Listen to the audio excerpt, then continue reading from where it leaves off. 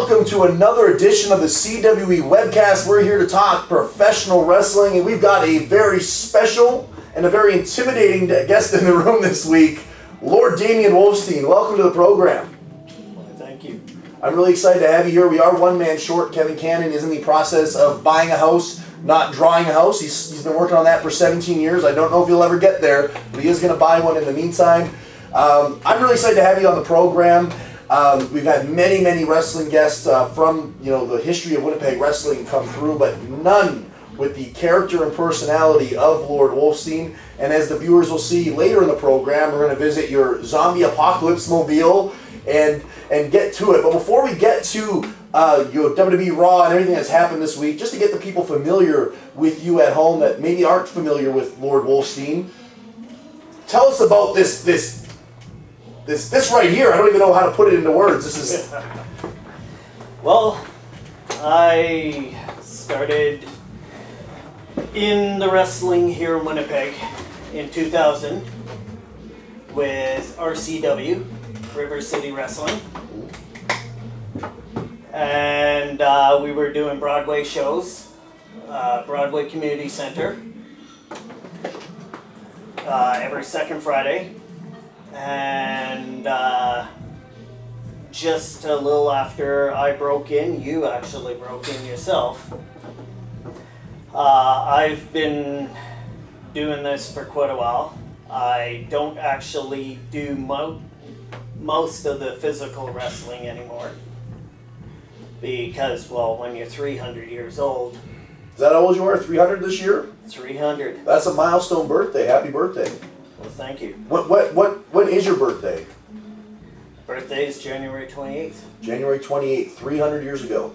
That's right. So we're going to get into the history of your wrestling career later in the program. But for people at home that are looking, they can't see, but underneath you've got the skull on your belt. You're wearing what has to be a 20-pound chain. You've got the spikes on the gloves.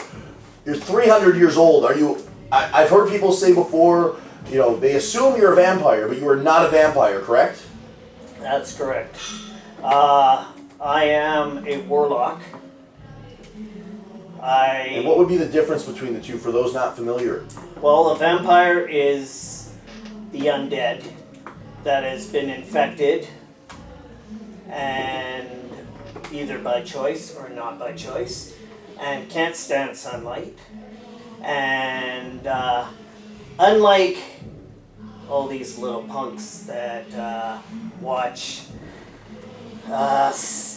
vampire movies like Twilight, vampires don't sparkle. They'll bite your fucking head off. And you won't? No. So what is a warlock exactly? A warlock is a master of the dark arts. So like you can... And I'm immortal. So dark arts, does that mean some kind of sorcery, spells, curses? Sorcery, spells, curses, anything to do with mana, anything to do with nature, anything to do with the dark arts, like dark magic, a little bit of satanic. So does that mean, is a warlock strictly evil, or is it like there's vampires, there's good vampires, there's bad vampires? Would you consider yourself a good-natured warlock, or are you an evil warlock? Yes, I consider myself a good warlock. I do the wrestling thing because I'm here to clean out and weed out the idiots. Well, that's a big task. There's lots of idiots in the professional wrestling business. That's true. How does one become a warlock? Is this something that's like, a vampire gets, they will bite somebody, they will become a vampire, a zombie will eat you, you become a zombie. How do you become a warlock? A vampire is by venom. Okay. That is secreted through their bite. Yep. A warlock becomes a warlock either from birthright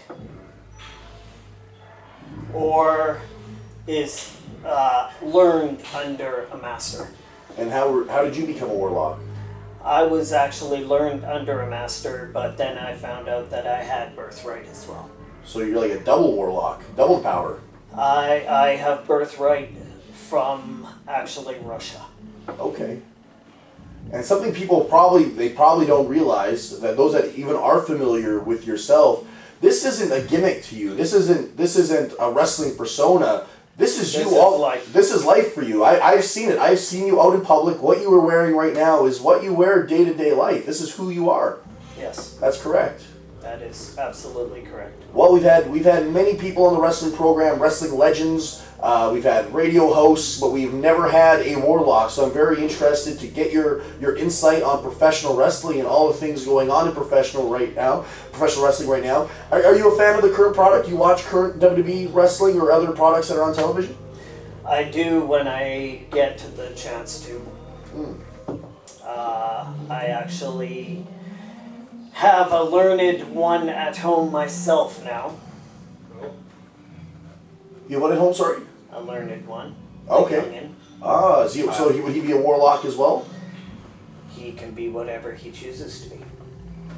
Wow. But he has it by birthright, so. He has it by birthright. So you can be born with the birthright of being a warlock and choose not to be if you just want to be a normal citizen. Yes. So does that mean you'll still live forever? He will still be immortal.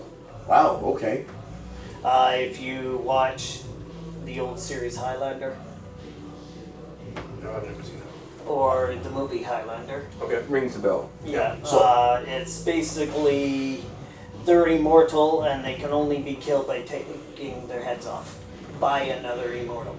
So you look great for 300 years old. Why, thank you. Yeah, I fear aging because, I'm in a business that's very youthful, but I'm also at a great age right now. I'm 29 years old, so I still get the advantage of talking to young women in their early 20s, but I also get to branch out and pick up women that are older than me. I'm right in the middle. I can That play you are. both ends of the spectrum. How do you make me stay at this age right now? Can you use your warlock curse to keep me at 29 years old and looking this way forever? Maybe more jacked. I'd like to continue to get more jacked. I don't want that to stop. But can you keep me at 29 years old so I can continue to reap the benefits of women of all ages the rest of my life? I could, but you wouldn't like the repercussions of it. What would those include? Those could include losing skin like a flesh-eating disease. So I wouldn't be... I You thought, wouldn't be a pretty boy anymore. but I thought that was the benefit to being a warlock. You got to stay the same. Like you're 300 years old and you look like Because you're I'm 30. birthright. Because you're not birthright, or because you're not trained under a master, you don't get those same benefits. You will have the downfalls of it. So you can't train me to not have that? I could, but the problem with that also is you would lose interest in some of the things. Being immortal is not all it's cracked up to be. No? What are some of the disadvantages to being immortal? Because Hulk Hogan's immortal. He's the immortal Hulk Hogan.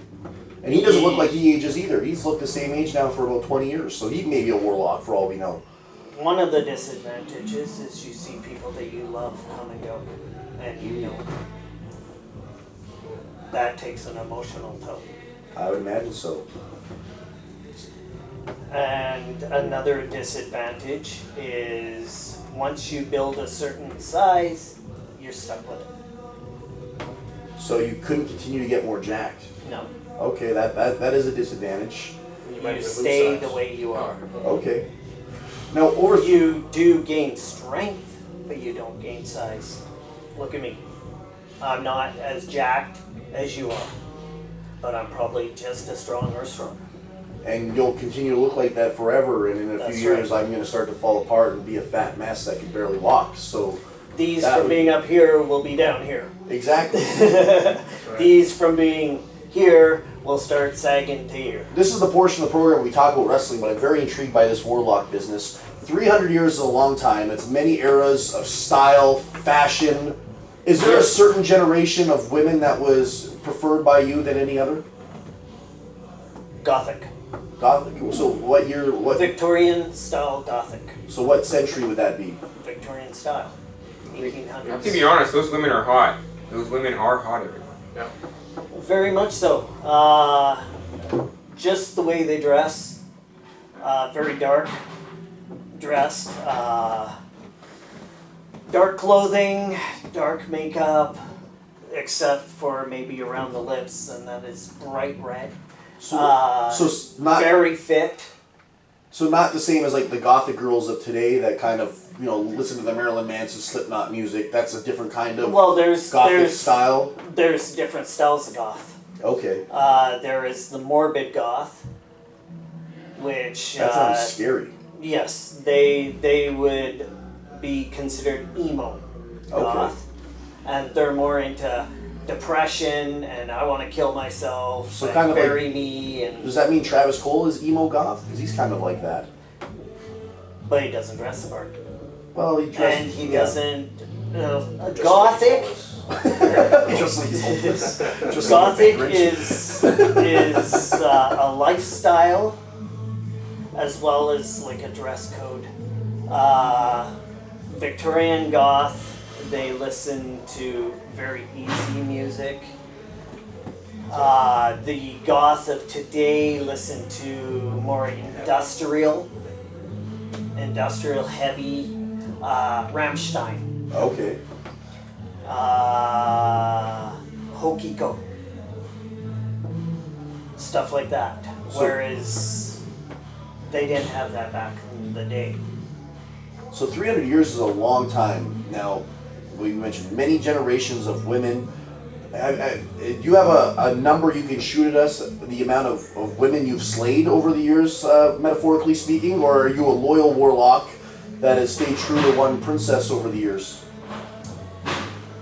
I have slayed a few, and A few or a few hundred? You don't have to be modest. No, I've slayed a few, Okay. and I've actually slayed them under their own conscious and will of wanting to be, for the reason that they did not want to continue without me aging with them. So this was different. So your way of seducing these women is different than the Garber Snakes, who has gone on record many times saying he likes to get them highly intoxicated and high before having sex with them. Completely different. Oh yes. Different kind of spell, so to speak. In a way, yes. It's more of a spell of the heart and the soul, other than anything else. You basically do what any young man nowadays, besides our libido challenged buddy here, would do. I would like to You see just two pick up stare chicks into together. their eyes and Just cast a spell like that. you stare into their eyes Yeah. and you basically tell them what they want to know. I like to And think I think you I do that, touch not them. being a warlock. Yeah, you touch it Yeah. here. That's the same thing. Is exactly what you would do to find a love is what we do, but we have the power behind it to draw them in. Okay. Whereas you only have your wits, your brain, and your heart. Yeah. And these biceps right here. Getting back on track to professional wrestling. We're going to get into a lot of this because this is fascinating. We've never had an interviewee with this kind of knowledge before, so I'm going to be asking a lot of ridiculous questions. Did you watch Monday Night Raw this week? I did not know. So it's the go home to Money in the Bank, correct? So that's the pay-per-view coming up this Sunday, which unfortunately I cannot watch live because I'll be going to my first Garth Brooks concert, which I'm very excited about, but I will be checking it out on the network following that. This is the pay-per-view that's going to host, or the network special that's going to host John Cena and AJ Styles for the first time ever. What's everyone's interest level in this big first-time encounter? You've got John Cena, who's been the face of WWE for 15 years, close to 15 years now, going one-on-one with arguably the face of TNA for the majority of its run, if not its entire run, before his departure in AJ Styles. So it's kind of a cool pairing here. Two completely different styles of wrestling, upbringings in the business. Are you excited about the match? I am excited, yes. I mean, they've non-stop talked about how they're trying to build it as like a WrestleMania quality match. So, I mean, in essence, it pretty much is. It's a dream match by today's standards, I would say. Yeah, so I mean, like, the interest is there for sure, and I'd like to see AJ Styles get a win and continue on with this feud, and hopefully it lives up to everyone's expectations. Well, you look years back at, no one thought this would happen. AJ Styles was the face of TNA and John Cena was the face of the WWE, and we've even seen on media, on wrestling websites, to see this happen as a dream match, and now to see it happening in this era and seeing this dream match come true is definitely something very cool to see. Yeah. Personally, I'm excited to see it. Oh yeah, so am I. AJ Styles is very technical with his wrestling, whereas John Cena brings a lot of strength and power into it. So you put somebody that is more high-flying technical into the ring with somebody that's more a powerhouse and tap-out style, it's going to be quite the event, and I think it's going to be quite the match, and it's going to go on for quite a bit, because they both have the stamina to pull it out and pull it through. John Cena, I think, is the most highly underestimated performer in the ring, or underappreciated wrestler in the ring, because a lot of people will shit on him and say, "Oh, he can't wrestle. He's been on been on top for too long." And fine, but when it's go time, I don't think there's been a more consistent performer of this generation than John Cena. If you look over the last 14, 15 years, however long he's been headlining, he has worked on top of literally every style of performer that's come across WWE on a high scale, and he always blows it out of the water with a memorable match. And I don't think he gets the credit he deserves for the high profile matches he's had over the years. I remember matches years back with Umaga, the matches with Triple H, with Randy Orton, Shawn Michaels, Chris Benoit. Such a vast difference of styles between each and every one of his opponents, and he's always delivered. There's got to be a time where you go, okay, this guy can go. He's not being carried by all these guys. And after 15 years of wrestling on top, 300 days a year, there's no way he knows what he's doing, he's good. Like, I think we're going to see it in the sense that I was really impressed how Roman Reigns held his own with AJ Styles when they did their match. Was it a Payback? Yep. When they did their match, everyone's like, shitting on Reigns for the same reason. He's not ready to work in a main event yet. But he went in there with AJ Styles and had an incredible main event match. John Cena is a much more polished and experienced worker than Roman Reigns is at this point in his career. So I envision very big things. I'd be shocked if people are disappointed with the match. Who knows how it's going to be booked and if the finishing will be screwy or any of that. But I think in terms of the meat and potatoes of the match, it's going to be something special. This is a main event style match.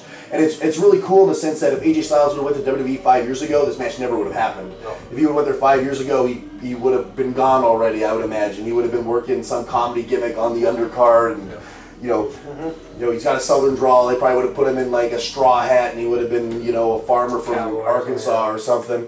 But it's a new era, and guys are getting the opportunity, and this is a really cool opportunity for him to cement himself in the business by going against the measuring stick in John Cena, not only in terms of the match, but being able to draw a big number in the match. Because if this number, if the people that tune in and watch this is exceptionally better than other things, that's going to do big things for AJ Styles and build some confidence with him and the office to keep giving him big opportunities. And we talked about this, I think it was a couple weeks when we did the podcast, that it's, I think, important for him to get a win here, because he lost in the program to AJ Styles, he lost in the program to Roman Reigns, so he now has to, I think, come out strong here against John Cena just to stay on the radar and be perceived as a big star. And now that he's turned heel, whether he's going to be booed or not going into this match is another question. He's got Anderson and Gallows with him, so they can protect John Cena while still putting over AJ Styles. Well, that was the thing, actually. I didn't watch Raw, but I caught the highlights on YouTube. So the way that they worked it out was that when they did their contract signing, there was 2 contracts that John Cena laid out, and one of them was just a singles match, billed as John Cena versus AJ Styles, and the other one was John Cena versus AJ Styles with Anderson and Gallows. So Cena kind of goaded him into doing the singles match without the interference, or without having Anderson and Gallows at ringside. So now technically they're barred from ringside. Yeah. So that's how they worked it out on Raw. Yeah, I see that he doesn't need him. Oh no. He doesn't need him. Yes, they are big guys, and they would be good to have in your corner as a backup, but he doesn't need them. No. And John Cena's criticized a lot of times for not putting guys over, but I think that's the furthest from the truth. If you look at everybody that's come through in the last few years, from Kevin Owens, he put over Alberto Del Rio when he came back. He does what's asked of him, and he's put over a lot of guys to help try to establish them as stars. And I don't think it hurts John Cena to lose to AJ Styles. John Cena will always be John Cena. He's now got that solidified status Or he could lose every week on Raw and nobody would bat an eyelash. He'll still be a star. So, he put over Kevin Owens in that first match a year ago that was really talked about and really kind of shook wrestling, got people excited again. But then he came back and beat him in that first feud. And Kevin Owens never really got back to that level again because people believe, man, he's going to be the next guy. They just put him over on John Cena. I hope they don't make that decision again and give him the ball to run with, because now, if interference isn't there, AJ Styles can beat John Cena, whether it's by hook or crook. He could beat John Cena. Yeah. Now they can come back and have rematches. Now you get the club involved. They continue to fuck John Cena, and then maybe down the road John Cena defies the laws like he always has. Whether it's against the Wyatt family or against the Shield, and he can get that victory. But I think, especially with him being booked as a heel now, you've got a lot more leeway to give him that rub and protect him. And I think they're onto something special with him. He's getting good reactions everywhere he go. His matches have been incredible. It's time to make new stars, and this is a good way to do it. Yeah. Mm-hmm. Speaking of building new stars, Money in the Bank is just that. It's a show to build new stars. Statistically, everyone who's gone on to win the Money in the Bank usually goes on to win the World Championship. Yeah. It's very rarely that somebody cashes it in and loses it. There's been some guys that probably shouldn't have been world champion that have won the Money in the Bank and gone on to win the championship. It's also been used to turn guys like CM Punk heel and give him a championship run. It's been used very well over the years. I always thought personally, before we get into the actual match itself, I always thought it was kind of a weird way to put a world title on somebody, that they didn't have to actually earn it, in the sense that they could just cash it in after guys usually laid out and beat up, and they come in, they hand in the case, they win. I've always thought, me personally, I didn't care for that, because the world champion's supposed to be the most prestigious title in the company. So if anything, I always thought it should guarantee you a title shot, maybe at a show of your choosing, so you can then get that high profile match. I always thought it was kind of meh to be able to all right, cash in my suitcase, I just beat this guy, now I'm recognized as the best wrestler in the world. Well, and that's the thing though, at the same time, when you think of it from the perspective of, if it's a good guy, Sandow, he waited, like a gentleman, quote unquote, to cash it in and, announce that he's going to do it. Yep. In comparison to where they have the heels, the heels carry it, and most of the time, they'll just cash it in like Seth Rollins did, at that big stage there, or just at that opportune time for them to strike. So right. With him, Randy Orton, Edge even. So it gives them sort of a chance to put a foot in the door and strike when they choose to strike. Yeah. So it keeps their heel persona. Well, this year they've got Sami Zayn, Cesaro, Dean Ambrose, Del Rio, Kevin Owens, and Chris Jericho. A lot of those guys have worked on top before, but a lot of them haven't. Is there any predictions going in on who they're going to give the run to? Kevin Owens is obviously the number one, I think, for sure, that everyone wants to. I don't know. I could see Kevin Owens. I could even see Del Rio. I don't think that they're going to give it to a face. I agree with the dastardly tactics of having the heel carry it and just kind of taunt as to when they're going to have it. Or so I think Kevin Owens would be number one, Del Rio. But then again, you could do Dean Ambrose carrying it, and then kind of tease Seth, Roman, and Dean, where they had that segment on Raw where they had the reunion. Now you can tease a whole thing about the Shield and just kind of play on that. Have they done a match with all three of them together yet? Has that been thrown away on TV or anything like that? No, they had that. They've had singles matches. They've all intertwined with singles matches. Yeah, well, they had the Fatal 4-Way with them three and Randy Orton last year. Right. Yeah. So they've had that, but they haven't had an actual match where it was just them three. Okay. So if you that would be a big match. Yeah, if you give it to Dean and then SummerSlam or something like that, have him say, "This is my time, let's do it now," type of thing. Like I mentioned, I'm a little behind on the product. I hope to get caught up in the next couple of weeks. But just looking from who's in that match, Jericho doesn't need it. No. He's had Jericho's his run. had his run. He's had his run, and he's there to put guys over at this point, and he does a great job doing it. Exactly. He'll be a great participant in the match. But Chris Jericho and Roman Reigns, I don't think is the big ticket to continue on the rest of the year. No. Del Rio's another guy I don't think that's really connected at the level I think they'd hoped to with his return.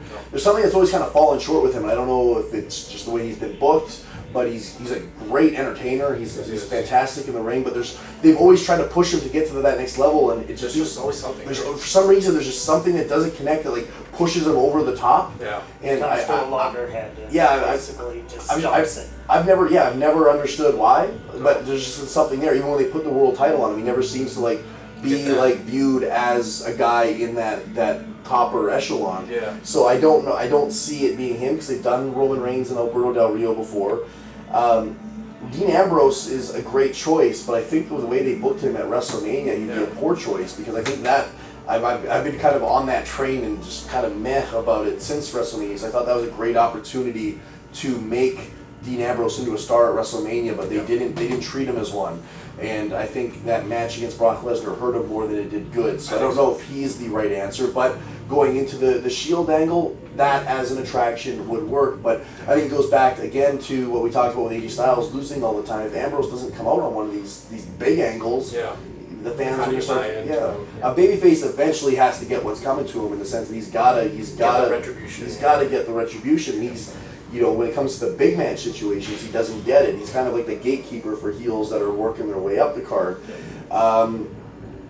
Sami Zayn, I don't see him being the main event guy yet.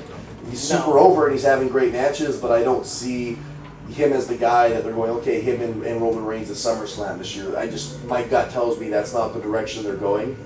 Kevin Owens is super over. They have the most entertaining guy I think so far. He's doing great, and that's what I think the best part about it is he's not your ideal WWE superstar, and people love him for that. They're like, we want change, we want something different. He is different, and now that they're getting that, you know, they're really, you know, now they're getting different guys.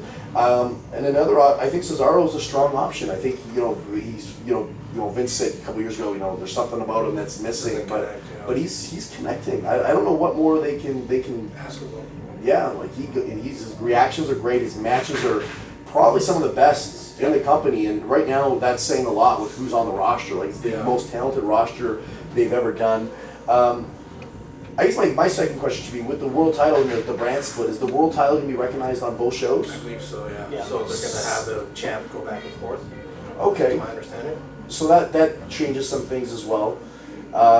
But yeah, my money would be on Kevin Owens or Cesaro if I had to put my money on it. I think those would be the right choices to make. Well, catching the highlights from Raw, Sami Zayn and Cesaro had a match.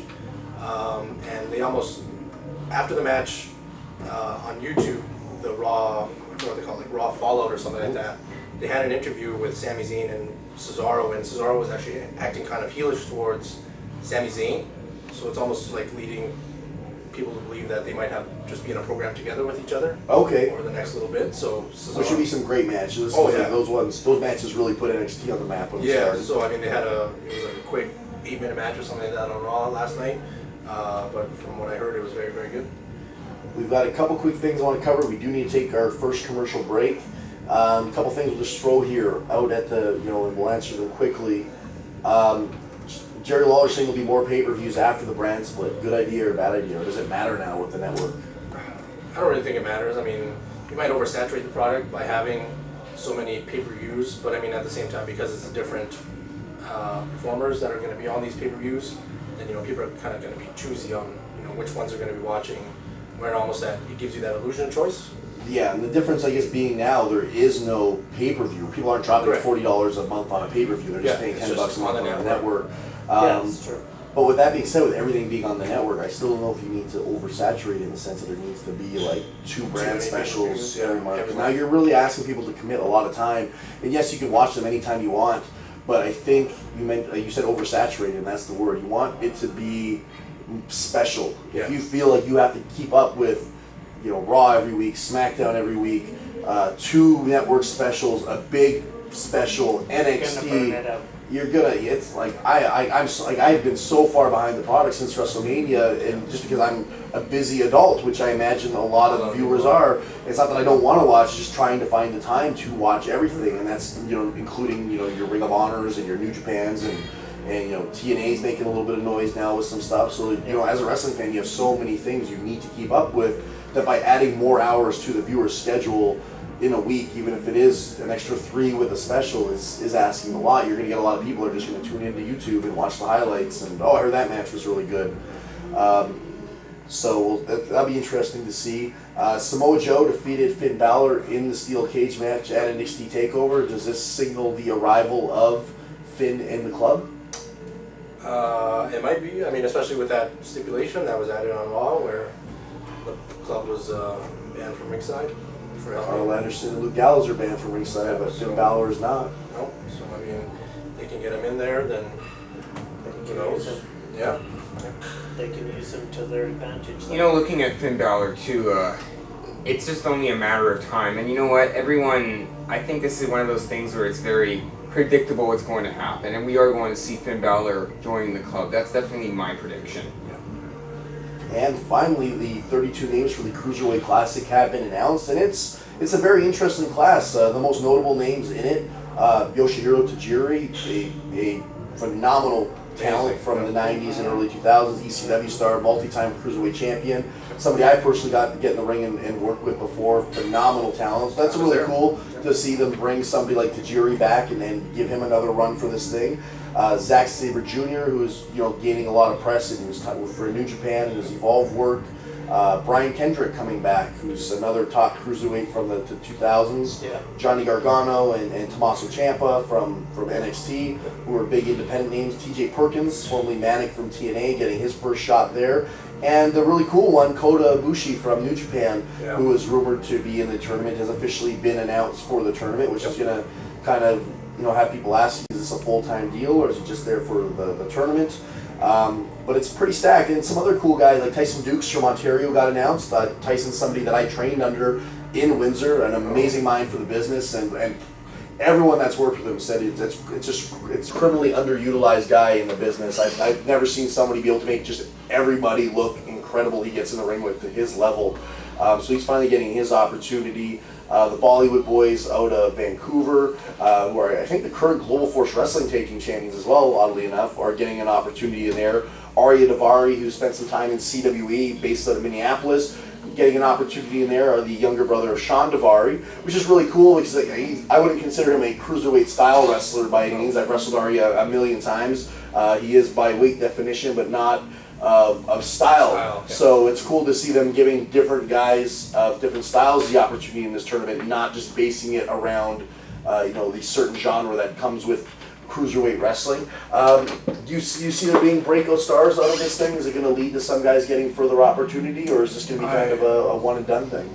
I would think so. I mean, I'm thinking that this is more or less a good further scouting opportunity for them. So I mean, like if they're seeing someone that's super over and very charismatic. I mean, obviously Kota Ibushi, they've already shown him on television on NXT, so probably gonna bring him in.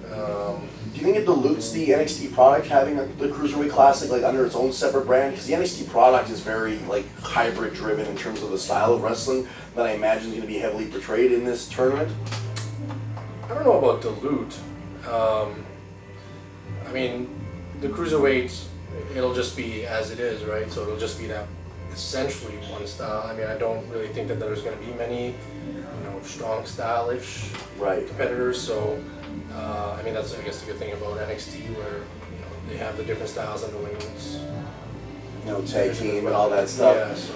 Yeah, it's going to be interesting to see. I'm kind of curious if numbers and stuff will be released in terms of how well it does in terms of viewership, because the WWE way of thinking has always been it's a big guys game and we got to put big guys on top. But with the style being so hybrid now on WWE television, on NXT television, I'm curious to see the appeal to the masses of unknown cruiserweights. Essentially, you have a couple key names in there like Tajiri and Kendrick and guys that have been on WWE television, but So a lot just to get that casual guy back in there, right? Yeah. But a lot of them are names that the casual fan has never heard before. The independent fan is familiar with, but it's really cool. Actually, the two other guys that were announced for that were Tony Nese and Cedric Alexander, who were guys that were down at the camp I did in February. I actually worked Cedric Alexander in one of his matches, and two really good dudes and talented guys, so they're getting their break in there.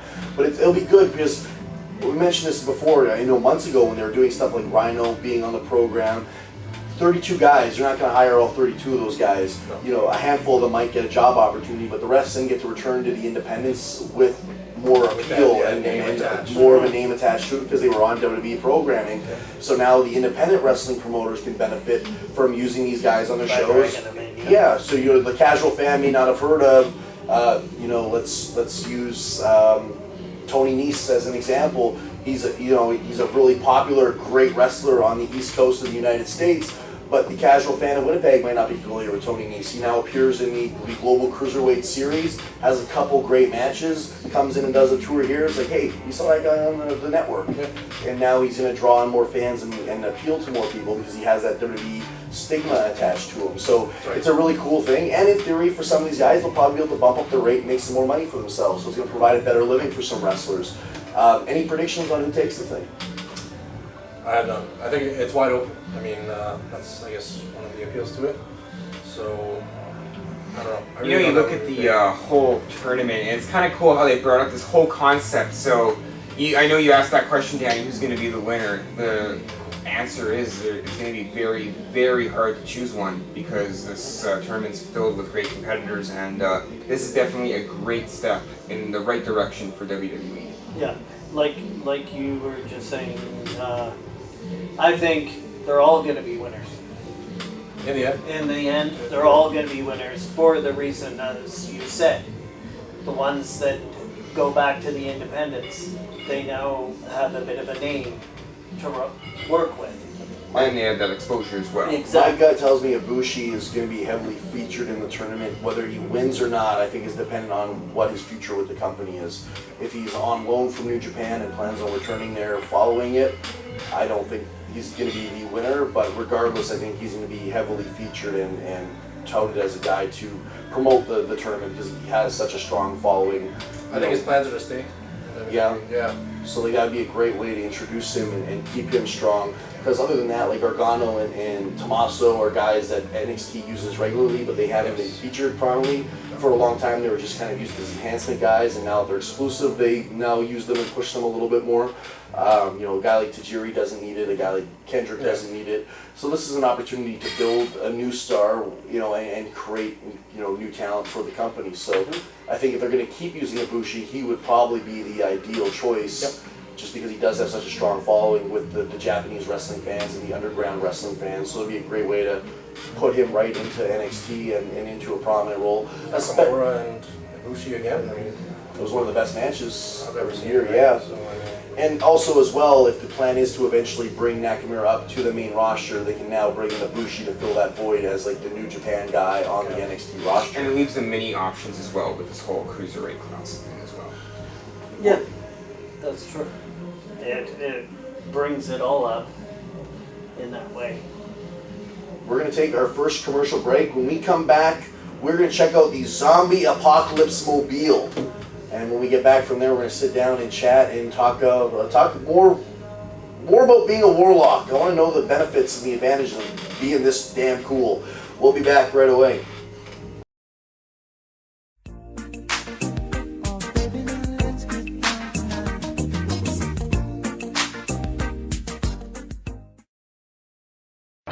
I go to Muscles by Myers because I trust them. The staff is phenomenal. You come in, they're always positive, they're always happy to see you. I walked in there not knowing a thing about supplements, and the staff there showed me everything I need to know. I lost about 40 pounds and then put on about 10 pounds of muscle. I've gotten stronger, I have more energy. I go to Muscles by Myers because they offer great advice, competitive pricing, and they care about helping you achieve your goals. If I can do it, you can do it.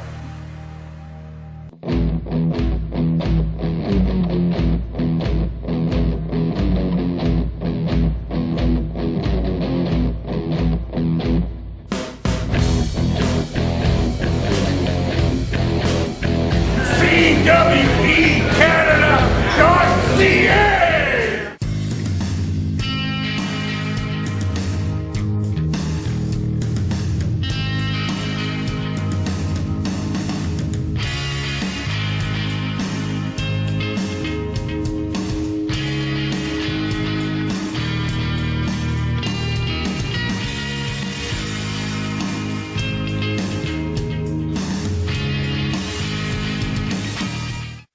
.123approved.ca specializes in first-time car loans and negative equity trades.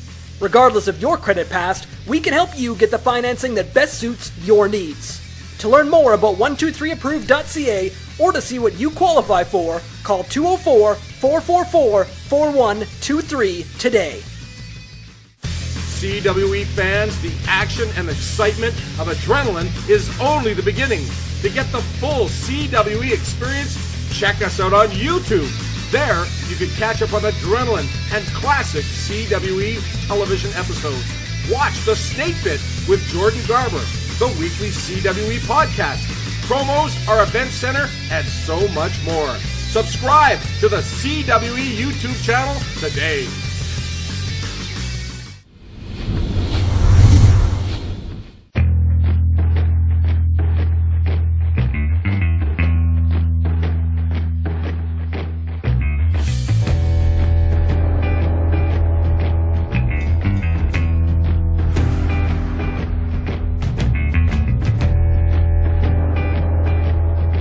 That I don't have. Zubaz.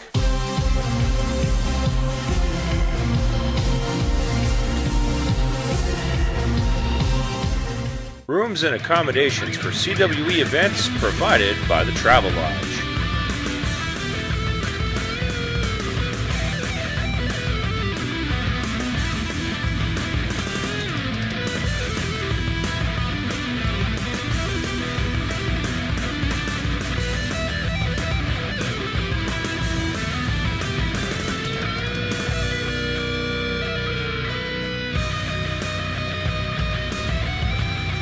Give your body the edge in one click with musclesbymyers.com. We have sports supplements, vitamins and minerals for all lifestyles and levels of fitness. And call or email for free one-on-one guidance. Smart buyers shop at Myers and musclesbymyers.com.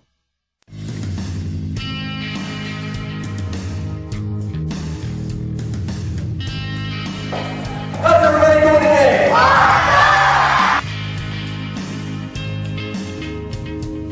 How do you become a wrestler? Yeah. The same way you become anything else. You have to go to school and work really, really, really hard.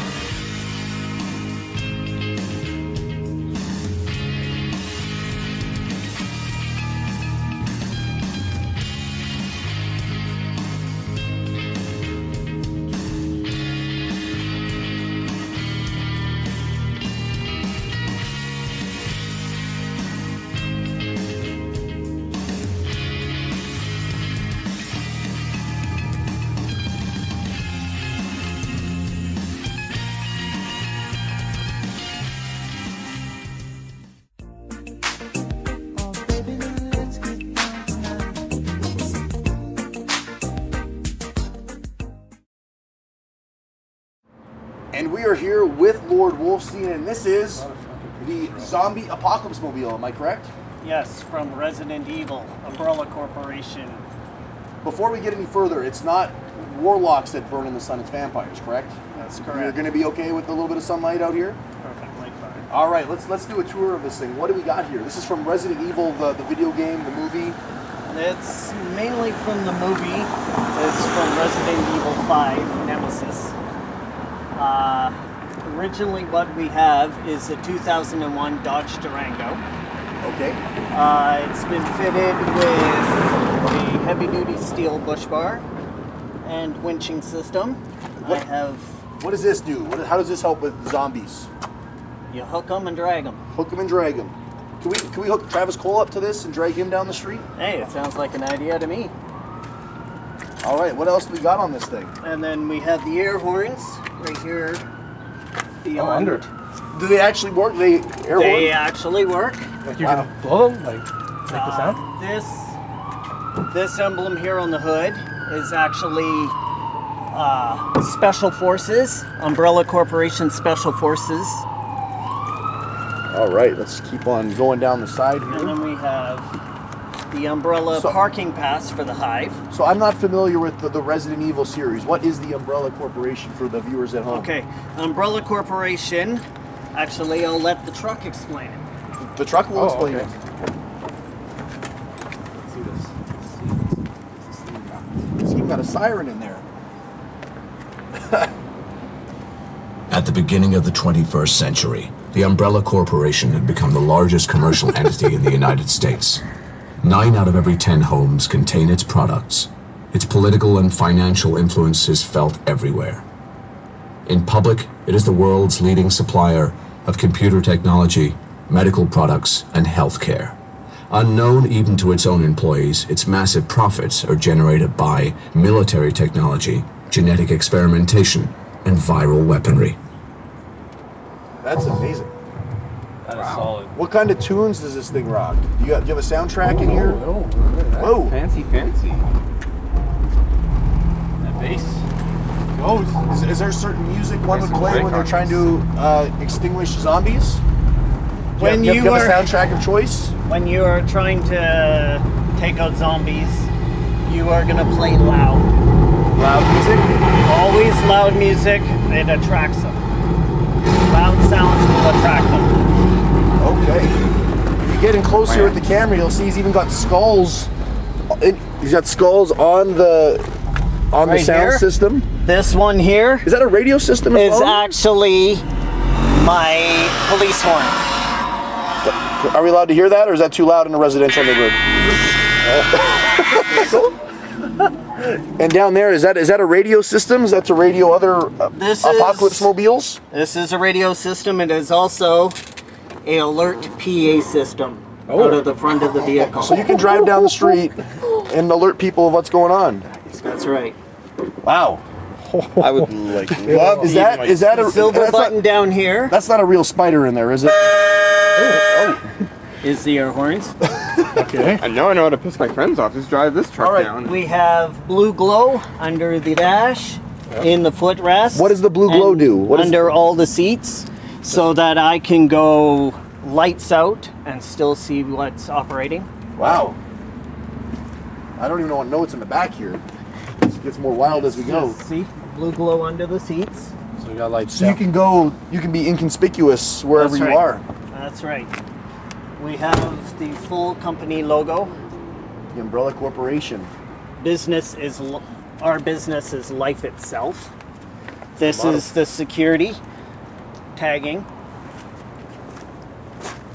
And of course, You told me about what's in the back here. I got to see this. I'm scared. You told me you have vials. Yeah. we have the T virus, the G virus, and the antivirus. Like G, like I'm a straight thug in G. No, Like that, is that? the G virus is actually the virus that will modify people. And like turn them back to normal human beings? No. The T virus was originally made to reanimate dead cells, and it was made by a doctor because his daughter was losing her legs, so he wanted to make something to reanimate her legs. Wow. And then the Umbrella Corporation, because it is the largest known corporation, it runs the military, it runs the police force, it runs everything. They took over and turned it into a bioweapon. Wow. So they can modify humans into big bioweapon creatures. This is incredible. All with that virus. If we put that in the Garber snake, Jordan Garber, he'll turn into some mutant snake. He will probably turn into an 8-foot tall creature, just with one big huge eyeball right here. I like it. One big bulked out arm here, normal size arm here, and then tentacles that come out of his body. What would happen to his what about the penis? Garber snake? Yeah. What would happen to the Garber snake? What about the Garber snake? This was Disappear. post-report. It would disappear. Oh, disappear. Because Oh you my are God. now a weapon. But you would have are tentacles. not- Yeah. So like and there we're would not. be no more. You no wouldn't more have that chicks. garter snake, but you have about 40 other garter snakes. So it would be like That's a garter lot. snakes all over That's my a lot body. of dicking at In once. other words, you would not have a garter snake anymore, you'd have pythons. Like maybe I could have like the sizzling arm so I could So like. let's get grab down to the chicks important and, like, issue here. How many chicks does the zombie apocalypse mobile pick you up? I can only imagine. They got to flock to this thing. This thing's crazy. Well, last time I had it out, It was endless. they were all over. The line. You needed 40 tentacles to please them all. Oh yeah. 40 something. And then of course you got the amps powering the sound system, the subwoofers, digital capacitor. What is a digital capacitor? Digital capacitor is a farad. It is to basically keep the drain off the battery. Wow. Quite awesome. So when the inevitable zombie apocalypse happens, we know who's going to save us. I also at home have a Umbrella Corporation high pursuit vehicle. And what is the difference between that and what you're driving right now? This is the SUV. This is what picks up and transports the viruses. It picks up and transports zombie pieces and stuff like that for research. Okay. I've taken the caging out right now, but usually the back is all fully caged in. And the high pursuit vehicle is basically a Umbrella Corporation police vehicle, which is a 96 Saturn SC1. Okay. Done up fully with air fuel management system, computer, full lighting kit, everything. Now, where do I buy myself a zombie apocalypse mobile? Because this thing's pretty badass. You build it yourself? Build it myself. Okay. Can we turn your car into a zombie apocalypse? I think we can. The next one that I will be building will most likely be a Jeep Wrangler. To wrangle zombies. It will be set with a 50 cal gun on the roof. Like a legit? You're going to be driving through the streets with the gun on the roof, though. That's the thing if you get pulled over. Umbrella Corporation. We own the police. That's a good point. Quite intriguing. That's a very good point, actually. Yeah. Well, that's the zombie apocalypse mobile. Let's take another commercial break and let's get back to chatting wrestling, zombies, and who knows? Everything in between. Yeah. Sounds good.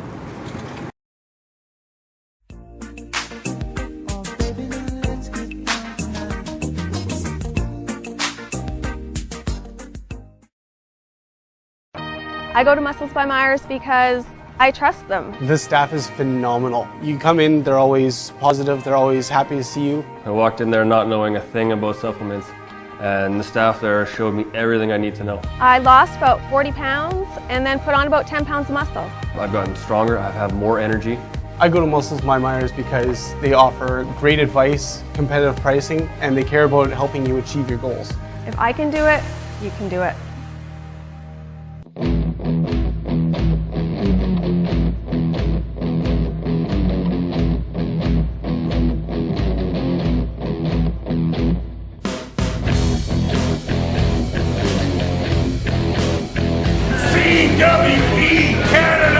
CWECanada.ca.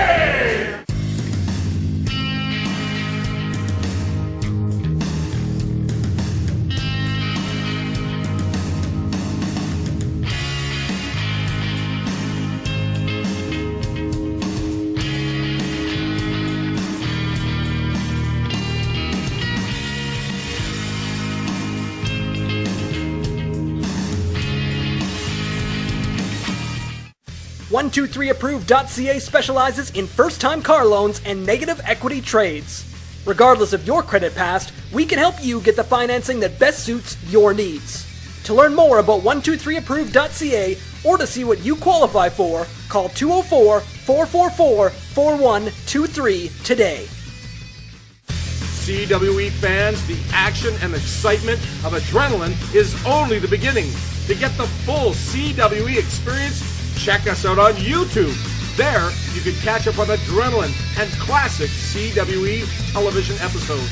Watch The Snake Bit with Jordan Garber, the weekly CWE podcast, promos, our event center, and so much more. Subscribe to the CWE YouTube channel today.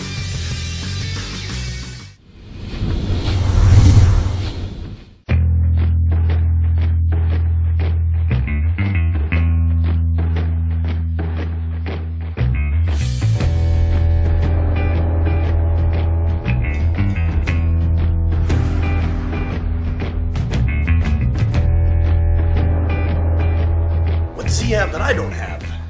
Zubaz.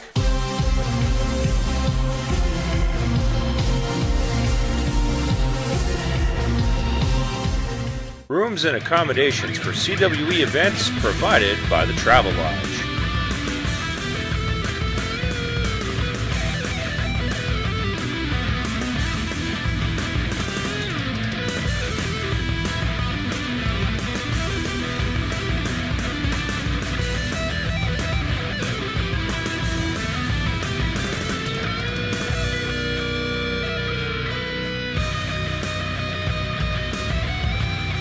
Give your body the edge in one click with musclesbymyers.com. We have sports supplements, vitamins, and minerals for all lifestyles and levels of fitness. And call or email for free one-on-one guidance. Smart buyers shop at Myers and musclesbymyers.com.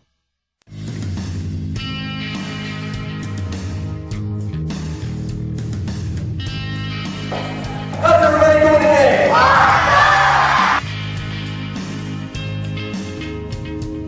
How do you become a wrestler? Yeah. The same way you become anything else. You have to go to school and work really, really, really hard.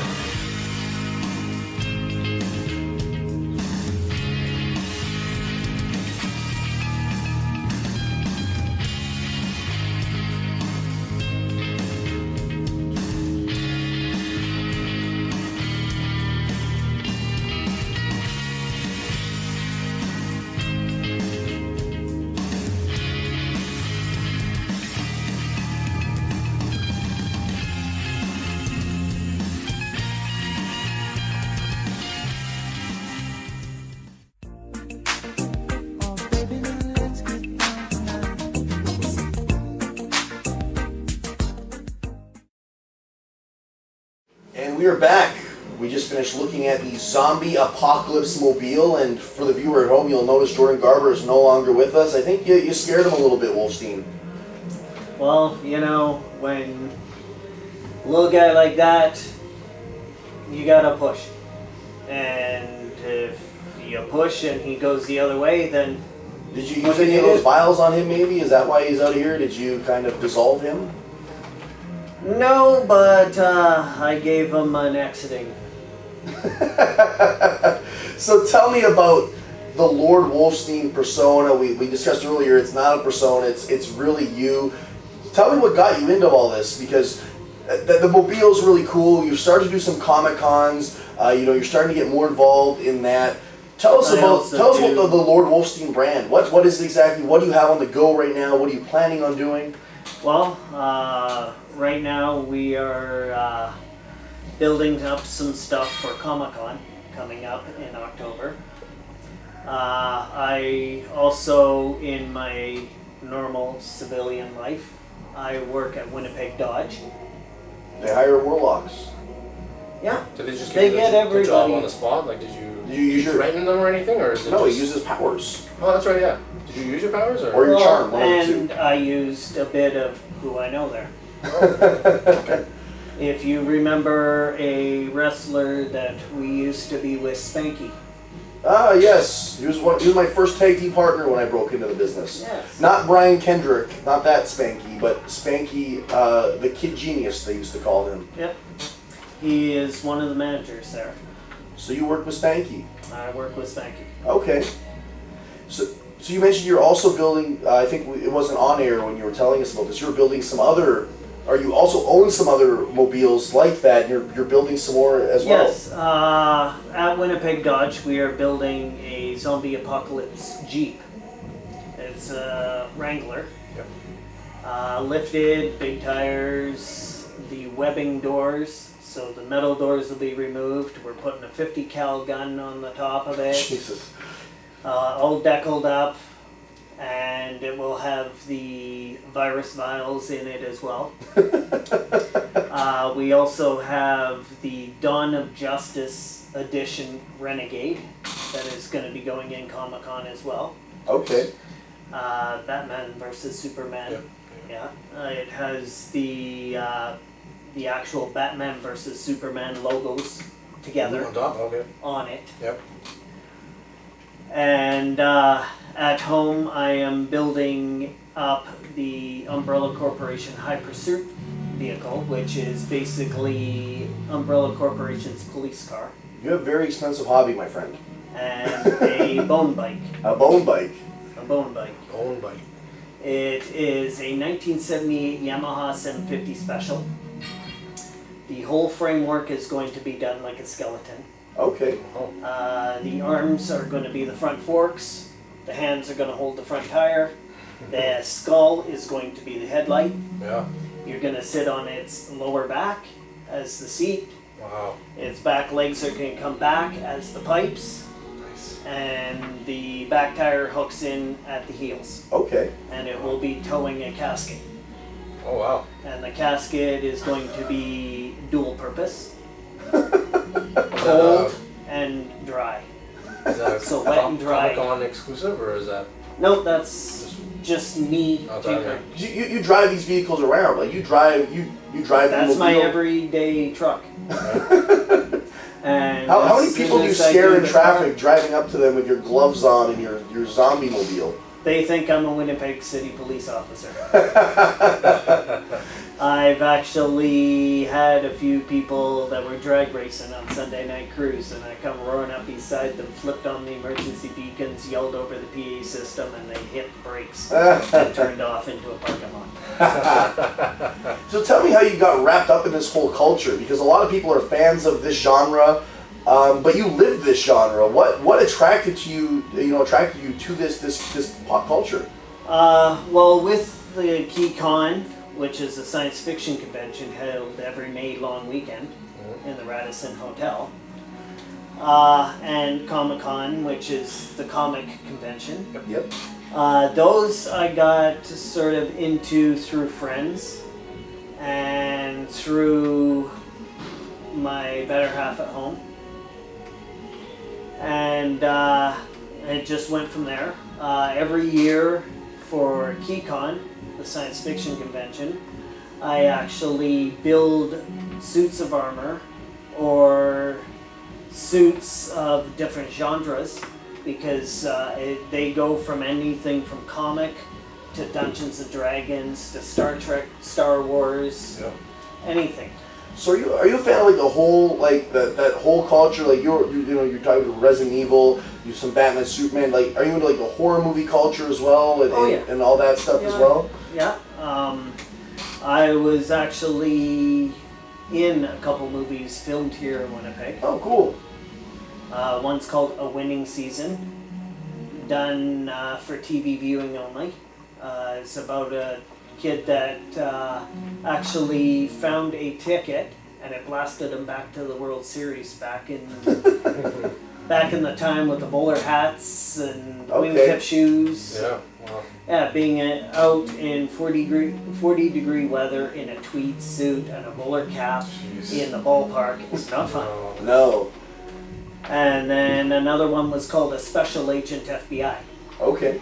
And one of the actresses from the Golden Girls was actually one of the stars in it. And I was portrayed as one of the lead FBI agents on a murder case. That's really cool. Was that also direct to TV? Or? Yeah. I'm the only FBI agent that didn't have to wear the hat and didn't have to wear the bomber jacket.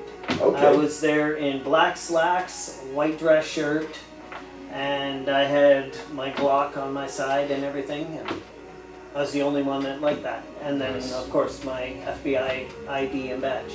So what attracted you to professional wrestling with all these other interests on the side? Professional wrestling came along with the genres of different world activities. Basically... So did you grow up as a wrestling fan? I grew up as a wrestling fan, yes. Okay. WWE when it was WWF. And people like Nikolai Volkov, the Iron Sheik. Yep. So you grew up as a fan of it and followed it as you grew up? Like you stayed on the train? Oh, good. You bet. And then when I came to Winnipeg and I found an opportunity to break in Where'd you come to from? a small company. Where I came from before I came to Winnipeg was from Victoria, BC. Oh, wow, okay. And I found that I could break into a young, small company. River City Wrestling. River City Wrestling. How'd you get connected with River City Wrestling? I got connected with River City Wrestling with my old tag team partner. Corey Hyde. Corey Hyde. Yes. Which was Maurilius first. Yes. Before he turned his back on me. Has he still turned his back on you, or are you still associated to this day? I have no knowing where he is. And choose not to. So how'd you find River City Wrestling?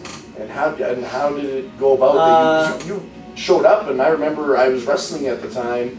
You were like instantly on the shows. Like a lot of guys, go and they have to train for a year and learn it and go, but you were such a pulverizing character. They said, we got to get this guy on the show now. And you were pretty much on the shows as early as I remember you coming around. Yeah, it's also because it's not a character. That's right. It's a lifestyle. And because I actually trained with some of the bigs as well. If you remember the dungeon. Yep. I actually did some hours in the dungeon. Oh wow, who was doing the training at the time? Was Stu. The legend himself. Some would say he's a warlock of his own with the way he would stretch guys down there. Oh, he. Did he stretch you down there? He would put you through the paces, and if you didn't get it the first time, your body knew that you got it the second time. How did you get connected with the dungeon? I didn't know that about you. That's really cool.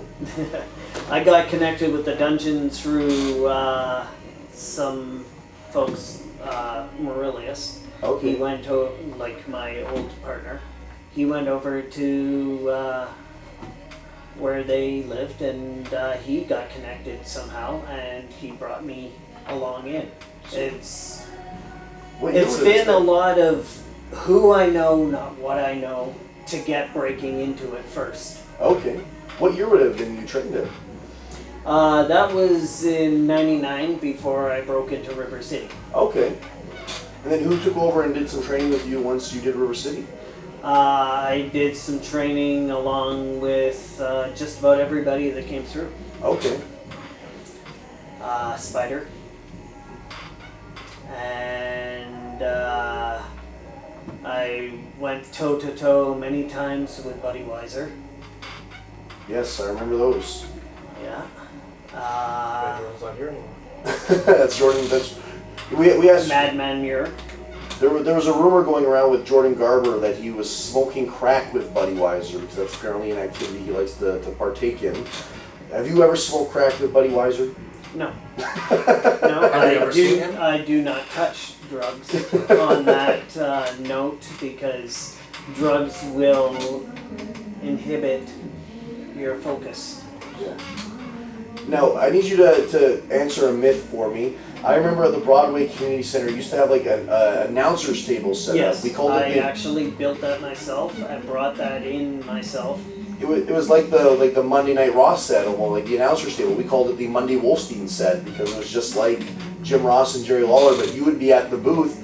And I remember watching the shows, you'd be at the booth the entire show, it'd be lit up and had all these cool lights and stuff like that. Yep. And you'd be like doing commentary, but we weren't ever sure if you were actually, what you were doing commentary for because River City wasn't on television. What was the commentary for? Where does it exist? The commentary exists actually in taping.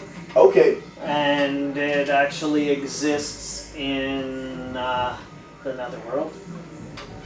So it was being recorded for something. You weren't just talking to yourself at a table. Oh no. I never just talk to myself. We've only got a few minutes left on the program. We have a sponsor, Greatest5.com, that likes to ask some questions to our guests. I'm going to ask you two Greatest5.com ones because you are such a pulverizing character. You mentioned your love for horror movies and that genre. In your opinion, what are the greatest 5 horror movies of all time? Greatest 5 horror movies of all time, I would have to say Friday the 13th, Halloween, and then we're going into Freddy, The Nightmare on Elm Street, and anything along that line. Hills Have Eyes. Yeah, that's a creepy one. The Saws. The Saw series. Yeah. Those really got you thinking. Yep. And for TV program, I'd have to say I just loved the Munsters. There was something about Grandpa that just comedy everywhere. And because it is a wrestling program, who would you say the greatest 5? Who are the greatest 5 scary wrestling personas of all time? Well, two that I actually take some of my visual help from and try to emulate The Undertaker. Gangrel. And then you got Viscera. Yeah, he was a scary dude. Naked or just regular? That was Naked Midian. Oh, that's right, yeah. Midian. Yeah. So you got The Undertaker, Gangrel, Viscera, and who would be the other two to round out the list? Midian. Yeah. And then George the Animal Steel. Yeah, that's an interesting choice. I dig that. Yeah. Yeah, he definitely scared some people. And he always kept it interesting. The really cool thing about George the Animal Steel is if you get the opportunity to go and watch his like shoot interviews and his stuff outside the business, he's a very intelligent individual, very well educated and very well spoken. But as a professional wrestler, he couldn't speak a lick of English and. Fine. Well. And another one that's very nice gentleman to talk to outside the shows. Yeah. Is The Undertaker. Yeah. Terry is just a normal, average, big, huge monster of a guy. I've met him on a few occasions, and he's one of the coolest guys backstage. He is. I want to thank you very much for being on the program. It's been a pleasure. I've really been sincerely intrigued and interested by having just a different guest in here. Because we do get a lot of really cool guests, but they're all wrestling related.